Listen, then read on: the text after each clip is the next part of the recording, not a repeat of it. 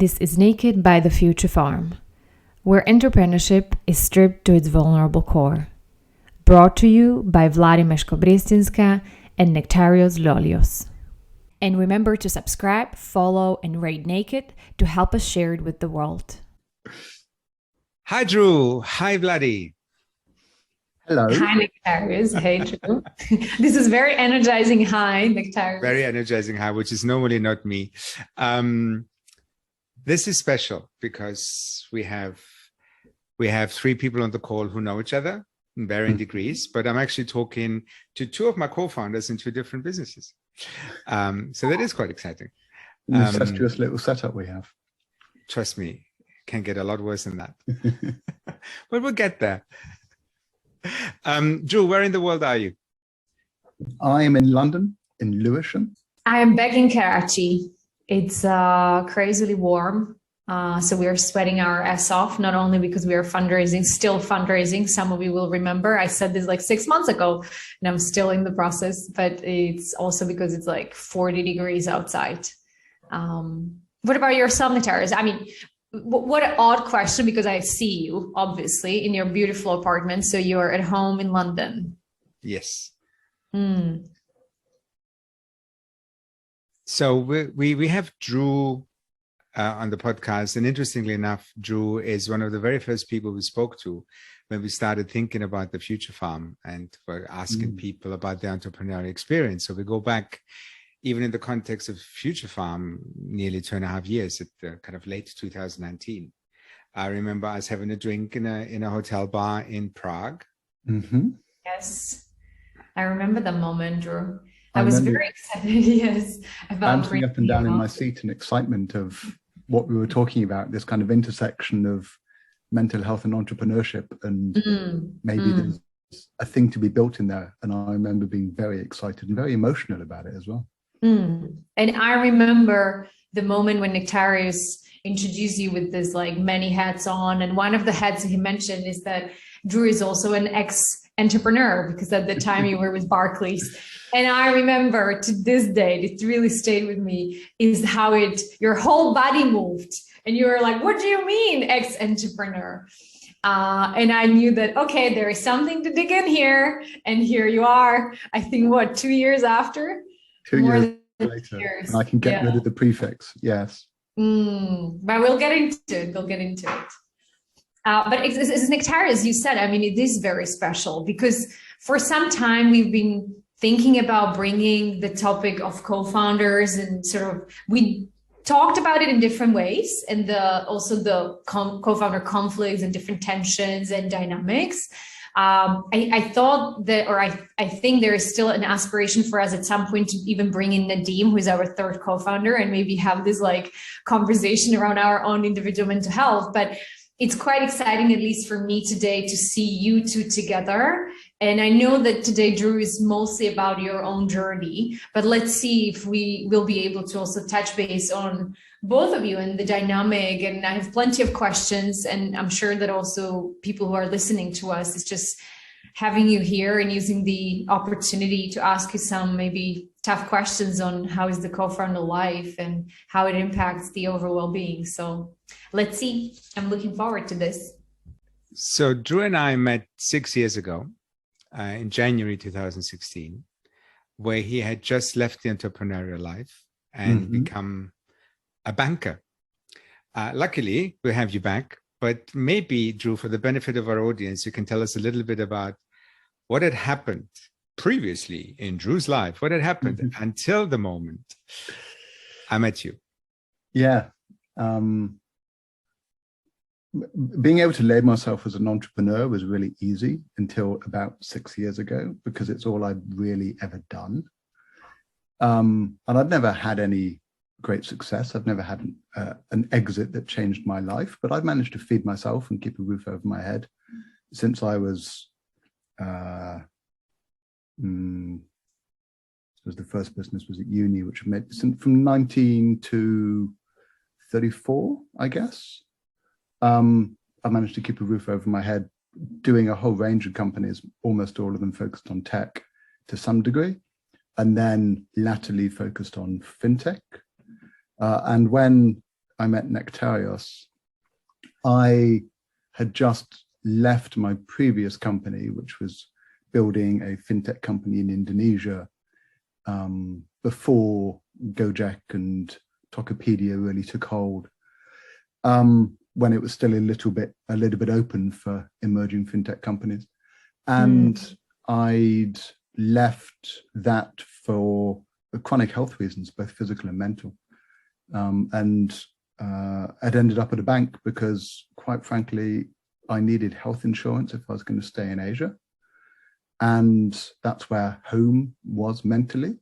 And banks had good health insurance, paid well, and were full of people who I could do jobs better than, and so didn't have to work very hard to be able to earn the money and to be able to earn the health insurance. Can we stop there just for a while? This brutal clarity of saying, I left the business, I've been always an entrepreneur, I wasn't doing well, my well-being was struggling, I needed a health insurance, so I took a job, I needed a stability, hence I did it. And I was like, good. Wow, like, are you okay to stay there for a while? Like, tell us a little bit more. I'm curious. And it is also, Drew, because it rings a bell. I've met few entrepreneurs in the past who wanted to probably do what you've done, but felt too much of pressure of somehow being seen as the, like, entrepreneur is the hat, like, this is your identity, this is who you are. And hence they felt like it's this, like, I can't get out of this cycle or circle, whatever that is, right? So there's a lot of jumps and a lot of clarity that you told us, but I want to see what happened, under it. Tell us about the mess and the experience, how it felt, what was happening. That degree of clarity is entirely a hindsight synopsis. There was no degree of that clarity at that moment. Kind of the beginning of this story, I think, is the company before the company in Indonesia that was called Wobe. I was running a company which is still going, based in Singapore and Hong Kong, which it did a range of things over its life. But when I was running it, was doing infrastructure technology for oil and gas companies in the places oil and gas companies operate. So a lot of work in Papua New Guinea, in Myanmar, in Indonesia, working with Cisco to build infrastructure stacks, satellite companies, all of that stuff. And so my tech background is networking and infrastructure. That was my 4th kind of full-on startup in a row, which, and I didn't realize just how close to being broken I was. And that was a very difficult company for me to move into the CEO role in. I joined as CTO, as the company already existed, and I joined as CTO and then later on became CEO. And it was a very difficult transition, and it was a very difficult company to run. I would never in my life run a services business again. We can do an hour on the challenges of running a services business versus a product business. And when I was just coming out of the dark period of being able to actually run that company effectively, the opportunity came of a friend of mine called Adriana. I'll send this podcast to her. Hey, Adriana, who had been running this charity in India that was based on a story that she tells very well, and I won't do justice. She was running a charity that allowed you to donate to send girls through private school in India, because once they hit puberty and their periods start, they're not allowed in public schools. And one of the girls that she'd sent through school had learned the basics of maths and the basics, therefore, of kind of business, and had taught her mother, and her mother had then started baking goods to sell them in the market and generated an independent income for her. And that independent income for her had meant that she was able to reframe the domestic relationship and escape what was effectively domestic abuse. And so there's the seed of an idea that if you give women who are married in emerging economies the ability to earn independent income, it changes the power balance in the relationship, and therefore you can have a material effect on domestic abuse. And that was the beginning of this company that we were running. And Adriana took it to Myanmar, but it was too early. SIM cards are too expensive. We took some money from a big telco investor, and that then took it to Indonesia. And she was in Indonesia and called me from Jakarta one day and said, "Hey, Drew, I'm in Jakarta. We built this thing. People seem to be using it. I don't know what it is, but there's something here. I can feel it. Will you come out and help me?" And I was like, "Fine, great." Got on a plane the next day over to Jakarta for 3 days. Spent 3 days on the ground in various bits of Greater Jakarta, working on this problem, and suddenly realized what finding your purpose feels like. Like this was the thing that I'd been looking for. Came back, sat down with the board literally the day I landed back in Singapore, resigned, gave back my shares, and walked out of the company. There was no question that was what I was going to end up doing, and jumped straight into being the co-founder of another tech company. So this is 5 in a row. And my health wasn't great, but was manageable. And in hindsight, like my health just went down and down and down over the years that we were running Webby, until it got to the stage where I was spending, I don't know, 4 or 5 days of the week in bed, spending an incredible amount of time in hospital. And I just had to turn around and say to the investors, and we can spend a lot of time talking about that conversation, turning around to the investors that have put their savings and money behind you and saying, I can't do this, I have to let you down, and walked away without any real idea about what I was going to do next. I just knew that it would probably literally, maybe it's slight hyperbole to say kill me, but that I could not be physically well and run the company at the same time, and I had to fix one before I could fix the other. And so at that moment, I had no idea what I was going to do next, but I just knew that I couldn't do that. Was the physical exhaustion and the fact that your body was giving you signals that you cannot do any further, was it a sort of a signal, or was that the driver of the fact that you then decided to leave? And I'm trying to sort of, find here, because for a lot of people that we talk to, there is some other root cause, and the body lets you know, your physical body lets you know you can't do this, but the actual why sits somewhere else. And you mentioned that this business was your calling. I mean, you really, like, you light up when you were just talking about it right now, and I light up because I could relate to this, but that's a sideshow. So yeah, what was it? What was the driver for you to then let go something that was so important for you? It's an interesting question, which I have an instinctive response to, but maybe I need to dig a bit deeper. The instinctive response, it was physiological. But as my current therapist says, it's all connected.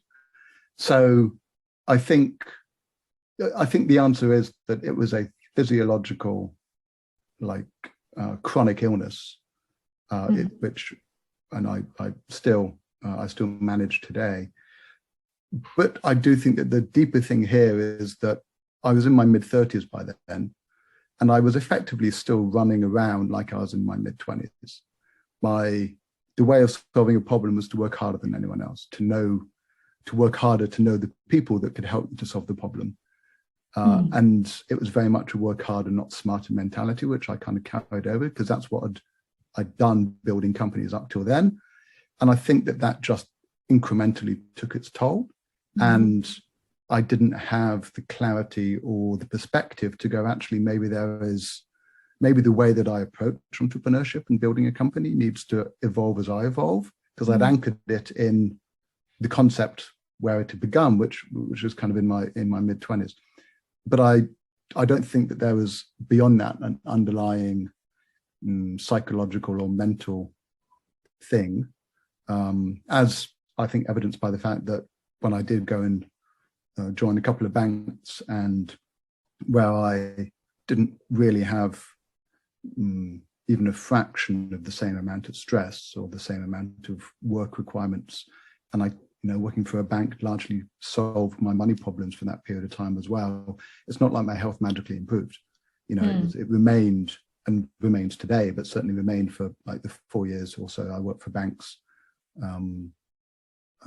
incredibly variable and taxing. So no, I think it was physiological as opposed to some other underlying thing. I think I just had to walk away from my calling, the thing that I felt passion and purpose for, because my physical health wasn't up to it.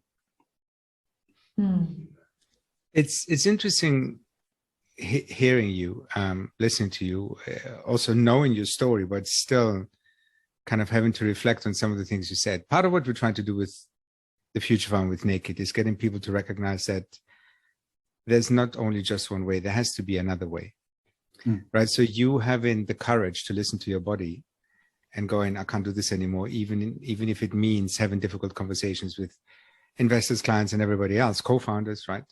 It's still important to recognize that you need to look after yourself, right? And there is still, even now, even in 2022, if you go on LinkedIn or if you follow all social media posts, this hype about people working hard, and people talk about mental health, but you still read the 20 things you need to do to hustle better and all this rubbish.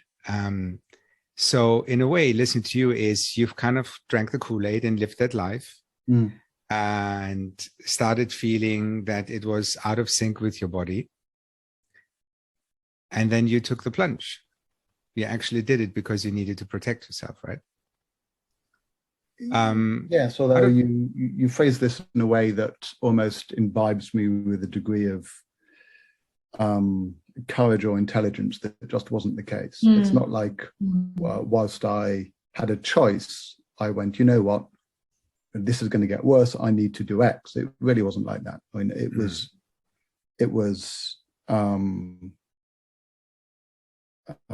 there wasn't a choice. It's not like I had any degree of courage in doing that. I was physically incapable of, in many days, just getting up and functioning, feeding myself, cleaning myself. The idea of running a company was just ridiculous. And in hindsight, I left it far too late rather than did anything up front with any degree of courage. I felt that. Sorry. Yeah, it was just like a reflection. I could feel that because, again, the fact that you found and you articulated that way, even today, that you found your purpose there. And I think it's actually something unique, right? I mean, to so many people, that's what hunts us forever, that we are looking for that thing. You actually touched it, feel that you were there. And in my mind, the only way I understood it was that there was some survival, nearly primary needs of survival that pushed you out of that space of alignment and being in the space where you belong, nearly. So, yes, Nektarios, you had a question. Go for it. No, I didn't have a question. I'm glad you said what you just said, Drew. I didn't actually imply that, but I wanted you to be more explicit about it, because when we reflect the joys of hindsight, of course, there are moments, you always have a choice, right? But we choose to ignore all these things, right? We always find excuses and until it's been taken out of our own hands, until we had guests on the podcast before where friends staged interventions and scenarios where people need to be taken out of their environment for survival, right? Now, the interesting thing for me is you've been very kind about your time in the banks. Well, reasonably kind. But banks can also be stressful for other reasons, because people in the corporate world also struggle with the lack of being able to do something, the lack of being able to achieve, have impact, and all these things. Sure. That's because lack of purpose. Coming back to the purpose, Yeah. But there was a big push from the bank as well, like working for banks. I mean, so there's two sides of this. One of my favorite sayings now, if I'm talking to entrepreneurs who are feeling a little bit battered and boozed by entrepreneurial life, is that the best antidote for imposter syndrome is spending a couple of years working in a bank. Like if you think that you don't know what you're doing and you think that you're not good enough to be building a company, go and spend a couple of years working with the fucking Muppets in those towers who don't even know how to tie their fucking shoelaces, who have all of the money, who have all of the kudos, who get to dictate from their desks in their ivory towers what the structure actually looks like. And you realize incredibly quickly that you were the right person to build that company because there is no meritocracy when it comes to financial services. I want to challenge you. Oh, good. Okay, this is going to turn into a banker bashing podcast. No, not at all. Actually, the opposite. So over the course of about 10 years, I've met and worked with a number of entrepreneurs we talked about it a little bit before, where similar to you, they're realizing that, you know what, I need to switch. I need a different environment. I cannot do this anymore. And they're trapped, right? That's Stockholm syndrome where we talked about. But there is still this glamorization, that stigma around swapping the careers, like going to let's say, the option of going towards a corporate sector, different career option, different profession, different role in life, different hat. For a lot of them, it's that's the barrier that doesn't allow them to actually maybe take care of their well-being. They're in a phase of life, they need a better financial stability, all of this. And to me, it feels like, hey, let's normalize the fact that entrepreneurship is one choice in life, because it feels harmful from where I sit to, and I'm not saying you are doing that, but that's what I'm sort of seeing around me, is where the option of saying, you know what, right now, I want to pause this, and I might come back to it. I might not. Let's see what the life brings. But for all kinds of reasons, I know myself, I want to give it a chance and I want to go into that environment. And I think for probably all the important reasons why you did your choice. So whilst I hear you, and, you know, we could have a different podcast completely on bashing this particular environment, I think there is something important that I'm taking from your story, Drew, which is that even today you said, maybe it was too late for me the time I left and did the change that I needed to do. And if you're okay with that, I would love to go back to that point, because for some of the people, we stay too long. And so if you maybe can come back to that moment and unpack where the things that I guess kept you in, were there any, when maybe external and internal forces? I think I have a good hunch of the internal forces, but what else was there that didn't allow you to go in the right time where it felt, okay, it's time to go? And I might come back to this. Sure. If you're doing an early stage company, your currency is your commitment. You're promising co-founders, early employees, investors, that you're asking them to believe and trust that you're going to create something out of nothing. And especially if it's like pre-funding, that is pretty much your only currency that you have. And walking away means, well, using that currency necessitates you creating promises, creating a vision of the future that you're selling people on, and walking away from that destroys that vision of the future. It destroys the promises that you've made to people. And so why I stayed for so long as my health got worse and worse. And in hindsight, I knew long before I walked away that it wasn't going to work, that my health was not going to allow me to carry on. It was that I didn't have the capability to even process the idea that these people that had given me millions of pounds and these people who had decided to come and work with me rather than somewhere else, that I was going to have to let them all down, that I was going to have to break all of the promises that I'd made to them. Like that was the prison that kept me in that. And there's the internal thing as well, identity, if I'm not an entrepreneur, what am I? Mm-hmm. There was the geography as well. Like I'm British, but spent most of my working career living in Southeast Asia. And that was anchored by starting companies. And so if I'm not starting companies, then what do? Go back to the UK? So there was all of these things that meant, but again, I only have the ability to talk about this in hindsight after many, many, many years of therapy, being able to actually process all of this. At the time, all of this was invisible to me. It was hidden in the fog, hidden in the mist. It was only really in hindsight I was able to even begin to do that. But that's why it's beautiful to talk to you today, right? Because there is that amount of learning, and it's So I know that Vladi took it back. I was actually pushing forward so we can use your new life to reflect. So let's see if we can still manage to wiggle it somewhere, because you decided to take the plunge again. Yeah. So you've been through the whole roller coaster of having to walk away from a business that affected your health and in hindsight also your mental health. Then you had your 4 years in a very different environment that gave you something that was materially beneficial, but intellectually probably or emotionally not as rewarding, right? So you're in a new business, and we started talking about starting our business.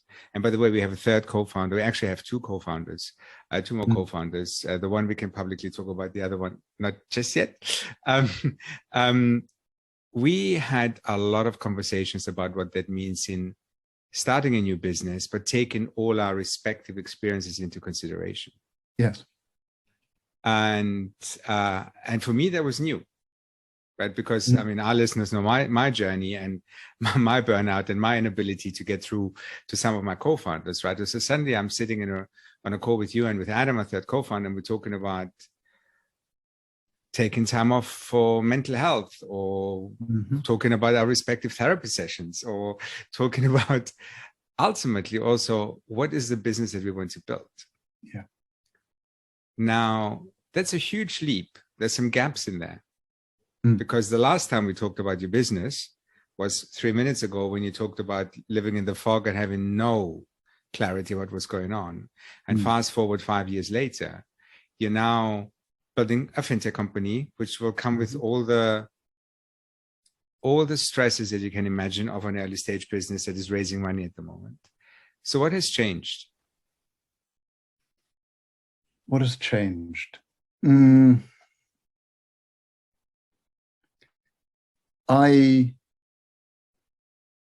So when I was introduced to Vladi, when you introduced me to Vladi as an ex-entrepreneur, and I had that physical reaction to that particular prefix, it was because even during my time at the bank, I'd still consider myself to be an entrepreneur, just an entrepreneur in waiting, just taking a hiatus.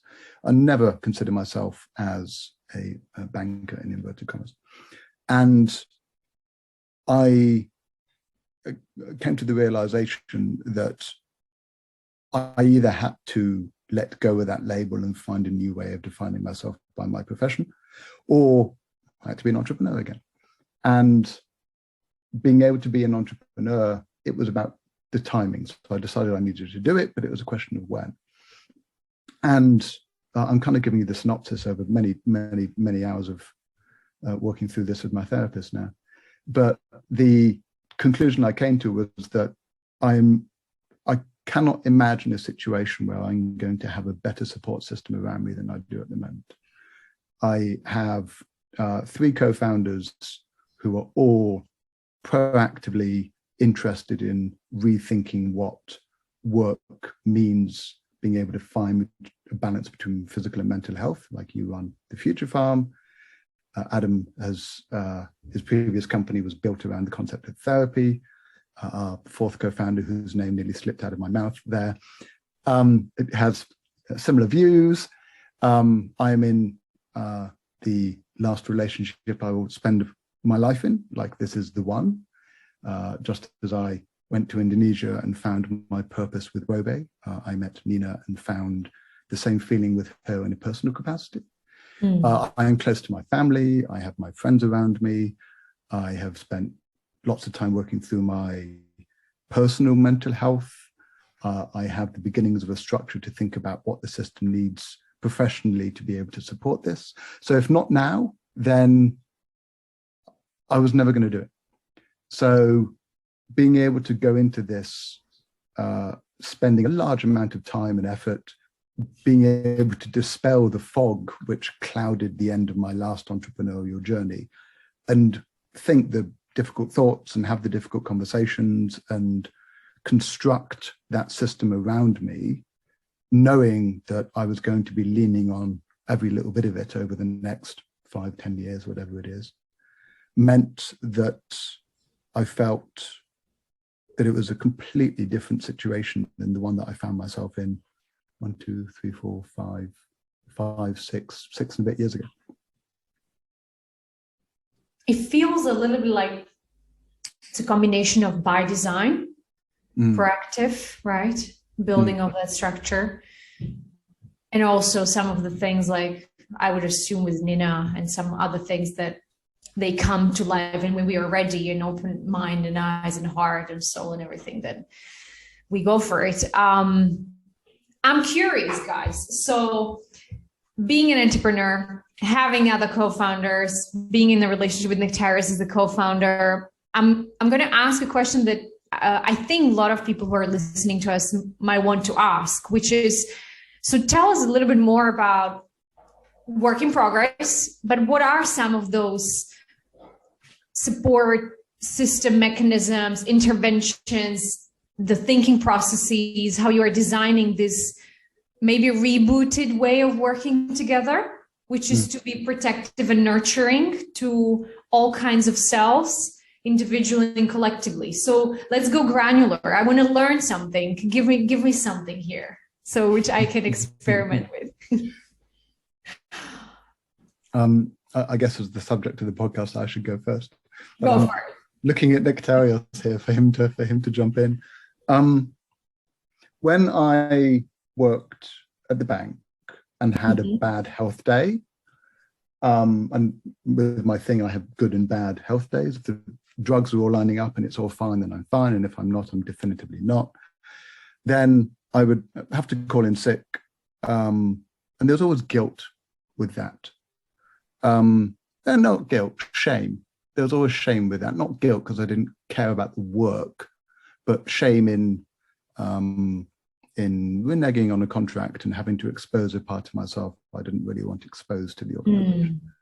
And equally, when I had bad days at the end of my previous startup, there was guilt, like crushing guilt. In the construct that we've created now with Radish, if I have a bad day, I can message Adam and Nektarios. We're going to have to find a euphemism for our fourth co-founder because I'm going to say a name at some point, and just say, I'm having a bad health day, like I need the morning or I need the afternoon or whatever it is.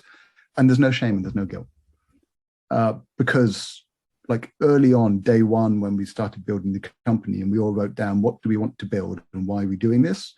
Number one on my list of why we're doing this and what we want to build was I need to find a way of balancing my work with my physical and mental health. And that was the first thing out of my mouth when we started about talking about constructing the company. And just having those conversations early on, for me, have kind of led to these, to your point, kind of granular actions that we can then do that then make it easier. And as well as my physical health, that also extends to all of us for kind of our mental health. I mean, we have a check-in in the morning, and normally in a professional setting, you do the whole "how are you" thing, and the answer is "I'm fine," because you don't actually want to know. You're just being polite. You're just asking the question. Whereas we have a conversation, and for the first 20 minutes of the conversation, it really is exploring how are you, and if it's a bad mental health day, we, as much as the other person wants to talk about it, we talk about it, we explore it, we genuinely understand that that's the foundation upon which we want to build the rest of the business. That would be my two obvious ones. I have other granular things, but I'm aware that the question was as much to Nektarios as it was to me. Yeah, I felt put on the spot a bit. Before you go, Nick, just a reflection, if I got it right? It's so it seems like that step of creating a space for you guys to be able to have that conversation at the beginning of everything, and create a space for you to actually say what is important for you. That seems to me that was the sort of grounding point for all the other things then to sort of be put in place. Yeah, you know, I would actually, it's not that in isolation. Having the space doesn't mean that you actually do it. It's also having the guts to say that, because I'm linking this to the guilt and the shame. I was really interested to hear you use the word shame, Drew, because I never used it in the context of work. But when you said it, I could exactly understand. It resonated a lot, because in my old life, in my old entrepreneurial life, whenever I had reasons, physical health reasons for not to be present, I felt both guilt and shame. So it's on the one side, yeah, you need to have that space, but the other thing is also use it, right? You need to also get over yourself in a positive way. Just accept the fact that it's okay to say it. And it's interesting because we're learning, right? One of the things we haven't talked about, and we sort of kind of said it's okay to mention it. Stop holding hands with your girlfriend, Drew. She just bought me a coffee. That's the support system. So Drew functions in a very particular way, right? So when we discuss things, I've learned, and I've only learned this since we started working together, Drew goes inside, closes his eyes, and then he visualizes things. Ultimately, it's because of the way you process information, right? And sometimes it can take a minute until you get an answer. Now, a minute on a Zoom call with 3 people, of which 2 people just waiting, it takes a while to get used to, but it's also accepting that people function differently, and they have a different way of communicating, and they have a different way of processing information, but also what comes out comes in a format that you may need to reformat, or whatever it means. But when people talk about diversity in a working environment, it's usually very cliched assumptions. It's also being able to be who you are, in the way you think, in the way you function, in an environment that is not judgy and just accepting and working with that, right? I think another example to give to that is we had a moment between the 3 of us at the end of last summer where it became clear that we needed a form of leadership for the team to progress that could only come from somebody with the experience that Drew has. At that point, we didn't talk about titles or roles. We were all in this together, blah, blah, blah. I know but that at some story. point, But at some point, it was like, Drew, you need to be the CEO. And creating the environment, it was also okay for Drew to say, I don't think I can do this because of my physical health. And our result of that was, well, we just learn to work with that and build an infrastructure around it that supports the moments where you're not available, with no guilt and no shame and no constraints, because that's just the way we want to build the company. How is this going to work out in the long term? We have no idea, but at least we don't have all these externally imposed kind of, what's the word, shackles of there's only 1 or 2 ways of doing things and everything else doesn't fit. Right. What have been some of the most challenging parts around putting this in place? I'm curious, like any tension areas? The one that stands out when you ask this question is that there's a big age difference between Nektarios and Adam and I. There's 14 years between each of us, 14 years between Nektarios and I, and Adam's 14 years younger than me, mid-20s. And Adam's approach to work is the same as my approach was in my mid-20s. Like, work harder, do more hours. And that, with this current reincarnation of Drew the entrepreneur, that number one can't with my physical health, but also just isn't my way of solving the big hairy problems in that particular way anymore. And so I think we've got into a really nice rhythm now, but it took a while to get into that rhythm and for us to have the understanding that we're all getting to the same place, but we're getting there via different routes. And Adam's route and the resources that Adam has available of work ethic and just raw intelligence is different to, well, I'll speak for myself, different to the resources that I have to be able to bring to this, where I have 14 years more experience, and I've spent quite a bit of time working and building in financial services, and I don't have the ability to work those hours, but I can get to the same destination in approximately the same time and approximately the same amount of effort. It's just a different type of effort. And that was a bit of a challenge for us to be able to find the pattern to be able to get that. That one stands out. And was it a conversation that continuous, ongoing? Let's come together. Let's name it. Let's talk about it. Let's build a system. Like, because a lot of the things that Drew, you were describing, I mean, to me personally, seems familiar, and I'm sure to a lot of people out there. In both of my businesses, my co-founders all of them are 20 plus years. And I know that for me, it created a lot of imposter syndrome, and I've talked about it on Naked. I can see also what you're saying about Adam having a different way. Like my co-founder here in Pakistan, he's a meditation teacher, and he's going for a silence course. Like he's teaching and he's sort of doing it during the week. And he just told us, like, I'm taking 3 days to do a silence course. And we are in the midst of, like just right now. And I was a little bit like, I had to like sort of calm down myself for a while, because my first reaction was like, hey buddy, it's the wrong timing. Like, but then I had to like reconnect myself and be like, he probably knows why he's doing it. He needs to do it. And then he shows up in the different, powerful self and stuff. But I really needed that moment. So yeah, I'm curious, like, how do you guys navigate it? What's the enabler for this to work? I think it's interesting. The conversation is going into a different territory, and it feels a little bit awkward not to have Adam on the call. Okay. But we can name it. Absolutely. Yeah.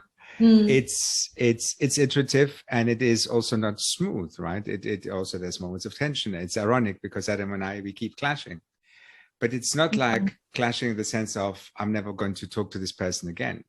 I mean, I can share this now, but because I started seeing my therapist again, and part of it was for me to process, why do I respond to certain situations in a way that's unexpected to me? And my therapist within seconds pointed out the 28 kind of year age gap.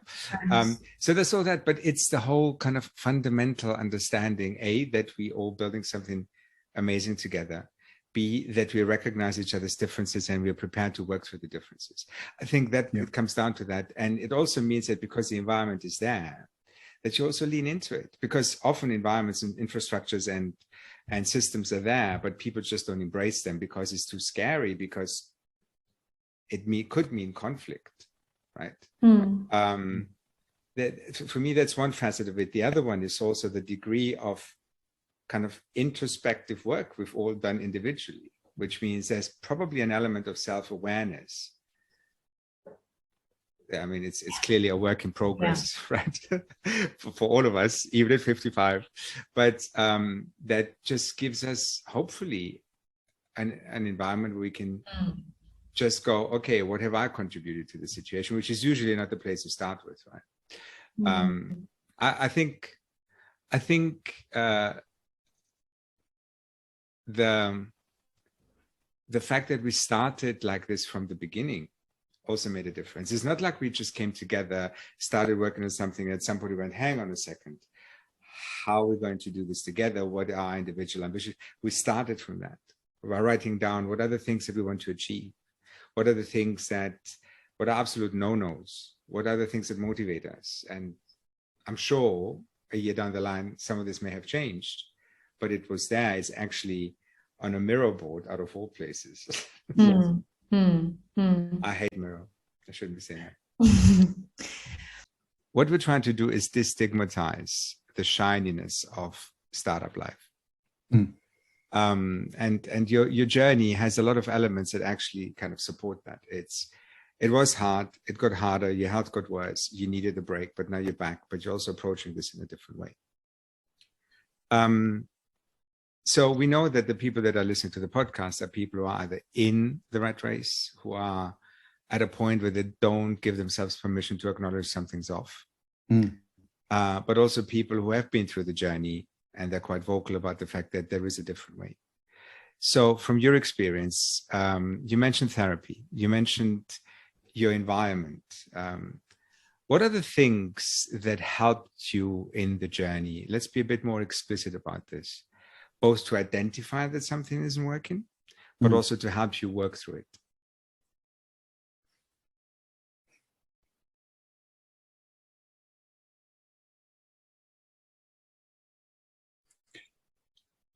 So there's the physical and then there's the mental health.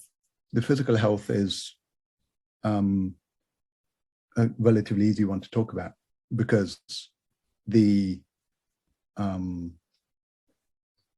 I've learned over the last 7-8 years that if I do a certain set of things, that my physical health in general is okay. I need an average of 8 hours sleep a night.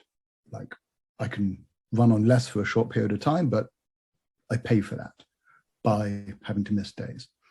I need to spend time outside, exercising, going for walks. That is a requirement. And I have a set of drugs that I've been lucky enough to be in a financial position whilst the banks to be able to afford, which effectively turn me from spending 20% of my time or spending 80% of my time being incapacitated to being able to function as a 80% of a normal is the wrong word, isn't it? 80% of somebody who doesn't have the same chronic condition. But I think it's the mental health area that's maybe a little bit more interesting to explore, which is far less clear cut. You know, if I do the sleeping and do the walking and take the drugs, I'm fine. It's not like I can draw a straight line with the mental health side of things in the same way. I'm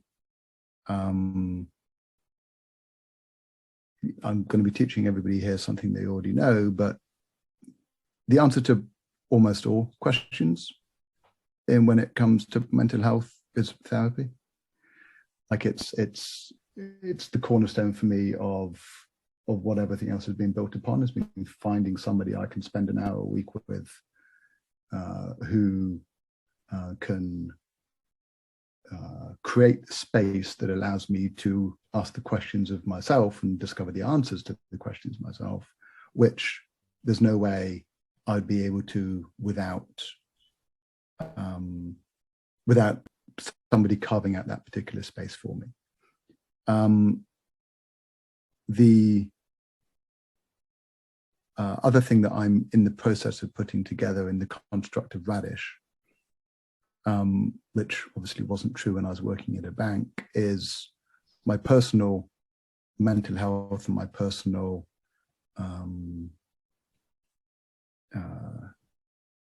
therapy is kind of one sphere. Another sphere for me is the professional, I think it's probably called coaching, I guess. Like I have a toolkit available to me as a 41-year-old now, which I'm still discovering on a daily basis. And I don't actually know what that toolkit is yet and how to use it most effectively. And finding somebody who I can work with to think about problems in a way so that I can select the right tool for my toolkit to be able to solve them. And then the third sphere is around mentorship, which is something I've always been reasonably dismissive of, but I think I was dismissive of it because it wasn't defined well enough previously. But the act of fundraising, I liken to the sport of chess boxing. I don't know if anybody's heard of chess boxing, but it's a game of chess and then a round in a ring. And it genuinely is, from my experience, that level of brutality and strategy. And the finding somebody who is 2 or 3 steps further down the road than you are, who has closed the round and spent the money, or is in the process of spending the money that you're trying to raise, is absolutely invaluable. Number one, the realities. So I haven't raised money for 5-6 years now, 6-7 years, and it's a different world. And so having somebody that can go, yeah, that was true 7 years ago, but now it looks like this, is incredibly important. And also having somebody in a similar vertical or a similar industry who can explain what the reality is on the ground in that particular industry. Like once you've collected your 100 no's and you're kind of coming out of the fundraising process, you have a wealth of practical information that's kind of rooted in experience, which there's no way you could have accumulated any other way than getting punched in the face 100 times. And so finding somebody who's been punched in the face 100 times, the scars have healed a little bit, but they can still remember the bruises, is also invaluable. And that's the way I'm thinking about constructing this around me. It's personal, which is therapy support network. It is professional therapy stroke coaching, like accessing the toolkit I have available to me. And then there is the mentorship whereby I can cheat. I think of it as cheating, like finding a shortcut to get the right answer to questions which I could probably get to without it, but I can get there an order of magnitude quicker by asking somebody who just knows the answer. Yeah. I was smiling on the last point because finding that in some way I look at them as peers, but you're right, they're a few steps ahead of you, and especially around the fundraising, which indeed can be rooted in, or it can be a cause of so much of anxiety for us. Like I remember, and I was saying this to Nektarios, this conversation with another founder who raised 53 million, and we were just starting, and we are raising funds in Pakistan and for fintech, which is obviously not easy. And then I went with all this, like a little bit of anxiety and, like hard feeling, and teared down to him, and we had a call. And the first question he asked me, he's like, show me your investor CRM. And I had this, like, I think at that time we had like 40 conversations, and he's like, call me next time when you have like 400 investors in your CRM.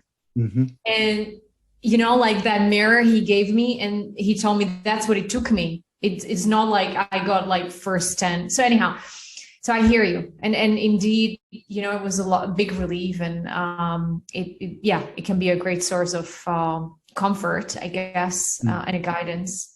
The other thought that I just wanted to quickly reflect on is that as I was listening to Drew, you sort of the way you shared it with us, which was in those pillars nearly. I saw it in pillars, like physical, mental, and stuff. When you, for instance, talked about going out there and the fact that you need to go outside and for walks, it's interesting because for me, that's completely blended with the mental and emotional, maybe even more than for the physical.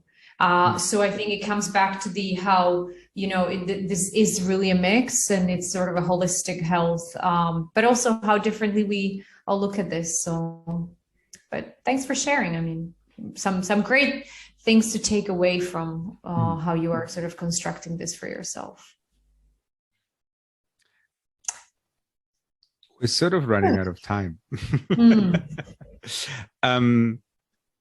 Thank you, Drew. This was great. I really appreciate you sharing. I also appreciate you sharing some of the stuff we're going through together. And also, like every conversation, I get a new insight. I learn something new. I do think that our audience will have learned a lot because you have a very distinct path. We never really spoke much about how your physical health affects your journey and how you manage with it emotionally, deal with it emotionally and psychologically. But it's also the whole, I needed that break in the corporate world. Yeah. And then I was ready to leave that again because my purpose is somewhere else. It sounds beautiful because it's not because it's the cool thing to do, but it's the right thing to do for you. And that's what matters, right? And that's what we want people to kind of also embrace is your path is your path. Don't get blinded by the shiny and the noise And I'm saying all this being very aware that next week I'll be going to a conference, which is going to be full of noise. And I'm already quite reluctant about this. So. I love shiny things. The one thing I want to add as we're closing is that I think, guys, by sharing how you are now constructing consciously this new rebooted way of doing it, it's very hopeful. Like, it was very refreshing, and hence my question also, I think, just to learn from it, like to unpack it and go a little granular. I sort of wish you a lot of luck and guts and brave, and just do it, like stick to it. I think you're doing something really wonderful, inspirational. Like, it's certainly, even for me, it's, and I'm thinking about those things, but it already sort of gave me another kick. And I think that's in some way hope for many other people who really want to do it a different way. So kudos to you. And as I said, like, keep doing it. Keep, the maybe harder way, but I believe the more nurturing way, rewarding way.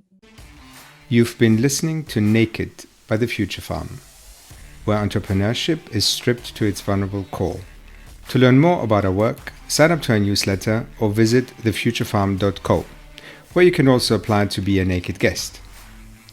And remember, subscribe, follow, and rate Naked to help share it with the world.